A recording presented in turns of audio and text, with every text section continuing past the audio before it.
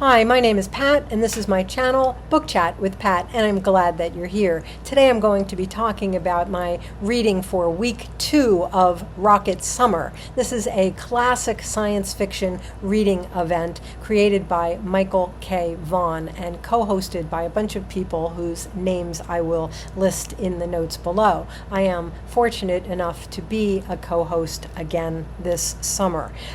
Week 2 is devoted to the decade of the 1940s in classic science fiction. I've been reading around in a couple of science fiction anthologies, and I'm also reading a novel written by two classic science fiction writers in collaboration.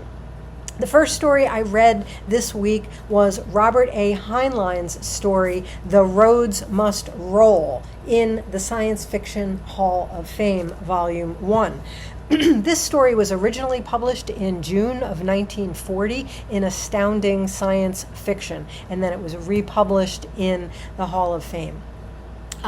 This story is set in the future when a system of wide, rapidly moving passenger platforms called road towns are the main means of transportation in the country. These are similar to moving sidewalks, but they go really fast. I mean, they can travel as fast as 100 miles per hour, and they have replaced highways and railways as the dominant mode of transportation in the country. When the story opens, we are watching a union meeting taking place where the technicians who work underground keeping these roads moving are having a meeting, and it sounds like the possibility of a strike is in the air. Then the point of view shifts to the chief engineer, Larry Gaines. He is busy entertaining the director of transportation from Australia, who has come to the U.S. to learn about this system. Well, they're having dinner in a moving restaurant when suddenly there is this terrible accident. One of the roads suddenly stops moving, causing everybody on it to go flying onto other roads. There's a terrible chain reaction. People are killed, others are injured. It's just a catastrophe.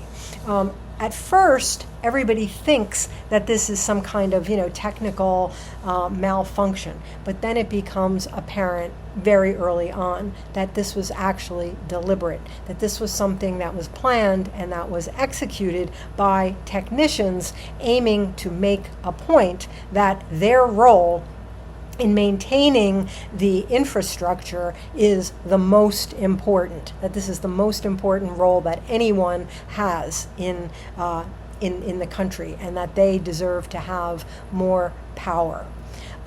I'm not particularly interested in Heinlein's political views or his use of his fiction to attack other political views. Clearly he has a problem with organized labor and unions, and that comes out really strongly in this story. But all that aside, I just didn't find this to be all that interesting of a story. Last summer I read a lot of his juvenile fiction, books that he wrote for Scribners for kids, and those were really fun. This one, not so much. In fact, of everything that I read this week, this was probably the least interesting story. And I did kind of wonder how this story was chosen by the members of the Science Fiction Writers of America to be entered into the Hall of Fame. Next, Gareth at Book Songs and Other Magic and I read a story together in the Wesleyan Anthology of Science Fiction. We read Theodore Sturgeon's 1947 story, Thunder and Roses. Gareth has read Theodore Sturgeon before. I had never read anything by him, and so this was my first story. This is also a very dark, bleak story. In many cities of the country, life has basically been wiped out. We have been hit by 530 atomic bombs that have been sent by an unnamed enemy. The story takes place on a military base that has survived. There are people still living on this base, and there is the capacity on this base to fire nuclear weapons back. The power of retaliation does exist on this base. Well, the men are told that there is going to be a show performed by a popular singer named Star Anthem, which strikes everyone as very odd, that she would be coming to perform, when the world is in the middle of, nuclear annihilation. She comes, and most of the men watch her on big screens, and she sings one song. And the song that she sings gives the story its title. After she sings this song, she then makes an impassioned plea to the military not to retaliate. And she talks about how retaliation will ensure the complete annihilation of all living things on the earth. We don't know why she is making the rounds and giving out this message, but we find out as the story moves toward its conclusion. And I'm not going to say any more about it than that. It was a very, very powerful story, but an incredibly bleak story, predicting the arms race that would ensue during the Cold War. I found this story, though, just absolutely without hope. It left no hope for the human race. I next read Ray Bradbury's story, The Visitor. I read this in the collection of 100 stories. This is a story that was written in 1948. It appeared first in Startling Stories magazine in November of 48, and it has also been reprinted in Bradbury's book, The Illustrated Man. This was another really dark story. This story is about a man who has contracted a contagious terminal illness.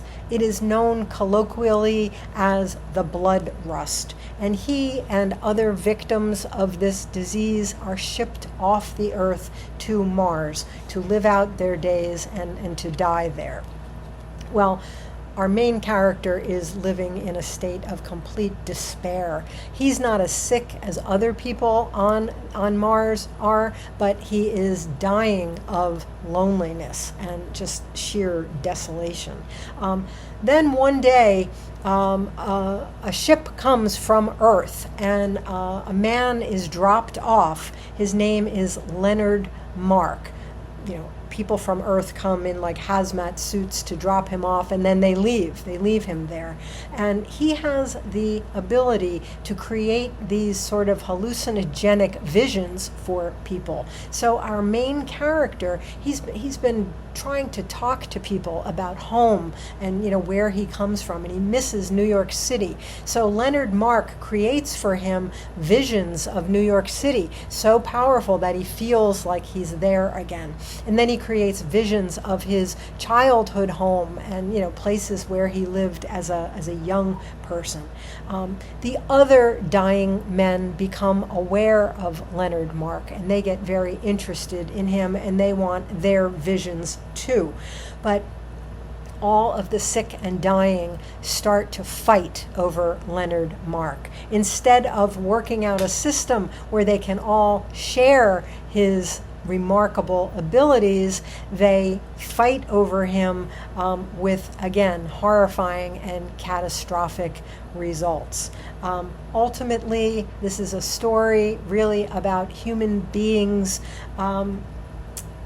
intense greed and their inability to share resources even in the most dire of circumstances. I then returned to Theodore Sturgeon again, this time in the Science Fiction Hall of Fame, and I read his story, Microcosm, God. This was originally published in 1941 in Astounding Science Fiction magazine. It was also published in a comic book version in 1976. This is the story of a man that we know of only as Kidder. He is a genius, but he is also a recluse. He works in his own lab on his own island. He is not in the least bit interested in other people or in money or in fame. He's driven simply by his curiosity and a desire to know more. In the first part of the story, he creates a synthetic life form, a tiny species that he calls the neoterics. He then conducts experiments on them, some of which are, really unethical and very cruel. And this forces them to evolve at an even faster pace as they struggle to, find ways to deal with the problems that are being thrown at them by Kidder. Eventually, they actually surpass the human race in terms of intelligence. Kidder communicates with them through a sort of computer-like device, and he sends them messages and they communicate back with him. They think of him as sort of a god. He talks to them about things that he needs them to create. Now, all this time he's been living alone on this island, but he has contact through the phone with a banker named Conant, who becomes extremely wealthy as a result of Kidder's inventions. Kidder has also become very wealthy, but he's not interested in wealth at all. He never tells Conant about his creation of this new species. But he does tell Conant about this generator that he says he has created, but actually, he has a model of this generator, and it was really created by the neoterics. And this generator has the ability to create the most inexpensive and the most efficient type of energy that the world has ever seen. Well, when Conant finds out about this, he wants to build this on a huge scale so that they can control the energy supply of the world. And Kidder, of course, wants no part of this. And Conant, of course, won't take no for an answer. And the story unfolds from there. I'm not going to reveal any more about the plot. What I found really interesting about this story was that we start the story following Kidder, and we don't really like him. I mean, he seems like a mad scientist. He feels like, he reminded me of a more modern Victor Frankenstein, so consumed with his scientific creation that he's not thinking about the ethics of what he's doing. And he's a pretty unlikable antagonist. But then, and he also does some cruel things to his creations. But then when Conant comes into the story and we see what he is willing to do out of pure greed, Kidder kind of redeems himself. And he also, he looks out for another character, and he looks out for these creatures that he has created. And so he becomes, the character we're rooting for. He becomes a much, much more sympathetic character. So I liked how our alliances sort of shift as the story progresses. I can definitely see why this one was voted for inclusion in the first volume of the Hall of Fame. And finally, I started a novel, and I'm still reading it, and this is a novel by Lee Brackett. It was started by Lee Brackett, and it was finished by Ray Bradbury. It was first published in Planet Stories in 1946. Brackett had to work on the screenplay for The Big Sleep, and so Bradbury came in and finished the story so that it could be published in Planet Stories. I've read a lot of Bradbury, but I have never read anything by Lee Brackett. I know that she's called the Queen of the Space Opera, and I know that another claim to fame of hers is that she wrote the first draft of the screenplay for The Empire Strikes Back. I don't know what to make of this novel so far, and if anybody watching has read this, maybe you'll tell me what you thought of it. This is the story of Hugh Stark, who is something of a space pirate, I guess I would call him, and he's on the run from the authorities. He ends up near death on the planet Venus, where there happens to be a beautiful sorceress named Ron, and she intervenes and basically saves his life by giving him a new body. So it's his brain and his mind, but it's in the body now of Conan. Yes, Conan of Robert E. Howard fame. So now Stark discovers with his new body that he has a whole new set of people who want him dead.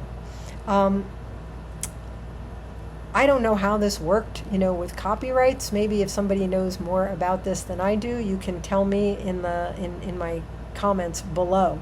But anyway, the sorceress now gives this Stark/Conan character the task of killing an enemy of hers. So, I don't know what this is. It's sort of science fiction. It's definitely fantasy. It's got, that sword and sorcery stuff going on here. It's sort of a melding of all of these, I don't know, subgenres, I guess. It's definitely the most violent of anything that I've read so far for Rocket Summer. It is compelling, and I'm very curious to see how this is all going to end. I think, though I've never read anything like this before, I think that this book is probably still considered interesting because it's a collaboration of these two, famous classic science fiction writers. So that's it for week 2. Week 3 is the 1950s. Gareth and I have selected a couple more stories from the Wesleyan Anthology. We're going to be reading Alfred Bester's 1954 story, Fondly Fahrenheit, and Heinlein again, Heinlein's 1959 story, All You Zombies. I think because Gareth knows that that's a good one. I also, I'm trying to decide, I don't know, with all that I have going on, if I will have the time to read 2 novels, but the the 2 that I'm considering, and maybe you'll tell me in the comments what you would vote for, John Wyndham's Day of the Triffids, and this was from 1951, and Jack Finney's The Body Snatchers, and this was from 1955. I want to read them both. I just don't know if I'm going to have time to read them both, plus the short stories, plus, Summer of Steinbeck and Private Eye in July and Jane Austen, and there's a lot of stuff going on in July. So I don't know if I'm going to be able to read both of them. I could also extend the 1950s into week 4, the 1960s, the Rocket Summer hosts are a friendly group. I don't think anybody would mind, but we'll see how I do. We'll see how it goes this week. But you could certainly let me know what your preference would be. And are you reading for Rocket Summer? Let me know in the comments if you are, and what you're reading. I'd love to hear about it. So as always, I thank you for watching. I hope that you're doing well. I'll speak with you again soon. Take care.